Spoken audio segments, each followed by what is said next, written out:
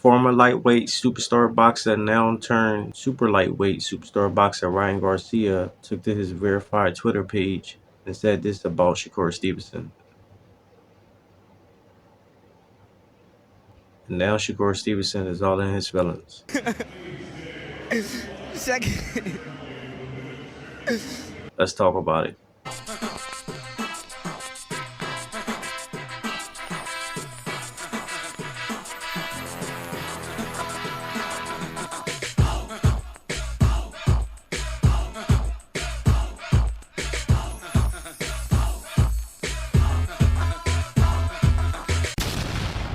Are you not entertained?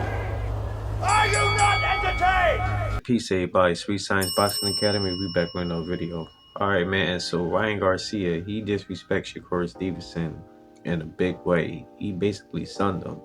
You know, after the Shakur Stevenson and Edwin De Los Santos fight, Ryan Garcia went to his verified Twitter page and tweeted out, "We broke records and made life-changing money. You broke a record of the least punches ever landed in a 12-round fight and made not even 10% of what we made. Quiet your mouth, kid." Damn! Now, he's saying all this because that fight was a crazy lackluster performance. It was actually one of the worst performances that I ever seen Shakur Stevenson do. Like, the fight was boring. Edwin De Los Santos, he knew that Shakur Stevenson was afraid of his power, so he started playing with him and everything, toying this idea, which Shakur should have took advantage of that and started turning up the heat. But because he was afraid of that power, he didn't.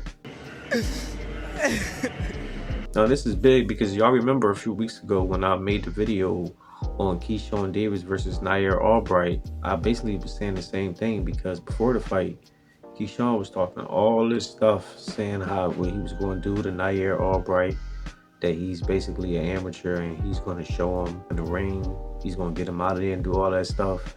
But then when they got to the fight, Keyshawn ain't do none of that. Now, like Shakur, Keyshawn won that fight. But that last one, you muddled the line between winning and losing. And the same thing applies for Shakur Stevenson. Right before the fight, he was saying all this stuff, what he was going to do to Edwin De Los Santos, and way before the fight. Throughout his career, he's been talking about how good he is, how out of the new generation of fighters, he's among the elites. Ain't nobody messing with him, all that stuff. But then you put on a performance like that. So basically, people going to be talking about it because you talk like you basically untouchable and ain't nobody on your level. But then you put on a performance like that. I mean, you were saying a bunch of stuff that you were gonna do, and you didn't do none of it. Now, Shakur Stevenson, he had responded to Ryan Garcia saying, "I won my third world title in a different weight class, my guy. Let's speak facts. You never won a world title throughout your whole career. Congrats on the money you made, but you can't tie my shoes when we talking boxing. And that money don't last forever. Do something smart with it, cuz." So that was his response to Ryan Garcia. And I think he only said that because he was salty. Because even though Ryan Garcia never won a world title, but he's absolutely right. He made a whole lot more money than Shakur Stevenson ever did. And he never even won a title. So he got Shakur Stevenson all up in his feelings. And rightfully so.